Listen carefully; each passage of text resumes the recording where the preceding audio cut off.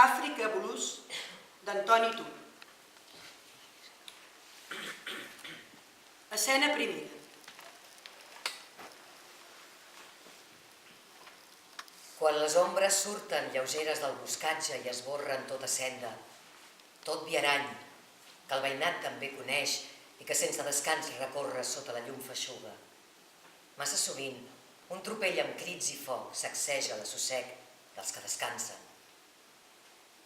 El que segons la natura hauria d'estar, i tal vegada havia estat remotament, àmbit senzill de rialles i de vida, s'ha tornat camp ignominiós del crim més miserable.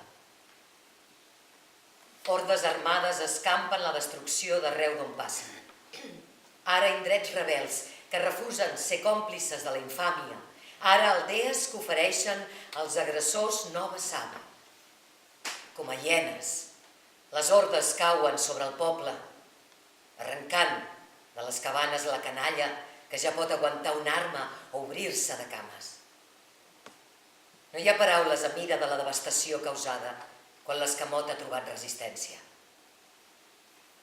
La palla dels terrats i els esquelets de fusta dels coberts s'encenen d'immediat en acostar-hi les torxes, la bandada. En pocs segons tot el poblat és un infern i el que vol fugir se les veurà amb les armes. Mort i destrucció de la població més humil i més senzilla. Quins mòbils poden concebre's de tan brutal assot dels mísers i desvalguts del món? Qui s'atrevirà a parlar-ne? Per proveir de putes i nens guerrers l'os de mercenaris? Qui són aquests? Què busquen? D'on surten les armes? No falten a l'immens plànol de les destrosses faccions criminals. No oblidem Boko Haram, que en nom d'algun déu aixequen ensenyes de sang tacades. Quantes minories corruptes, sostingudes per bastards i forans interessos, ambicionen ser tingudes per detentores del poder legítim, quan el màxim que arriben és embotir i treure fora fortunes personals salvatgement amassades.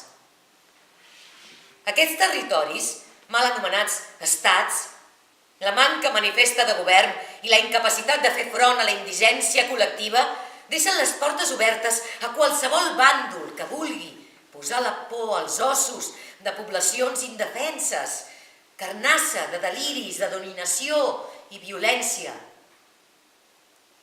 D'allí és d'on sortirà la prostitució més jove, destinada a satisfer el lasciu desfogament de la tropa i a recórrer l'infaust camí cap a prostíbuls estranys o senzillament cap al més atziac i letal desenllaç provocat per la destrossa de tènues òrgans vitals.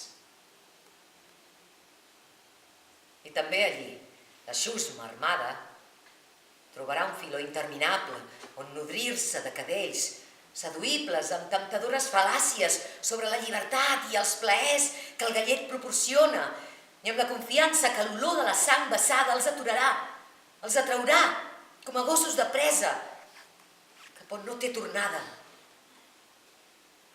I si l'olor es torna pudor i el segal no alça el fusell com demana?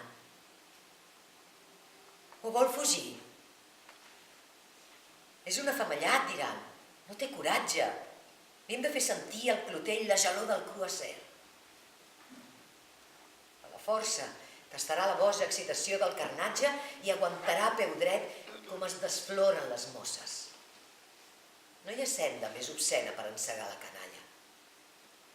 Quan tota astúcia fracassi, jaciments a cel obert rebran, a canvi de res, un cop més, dissortats braços.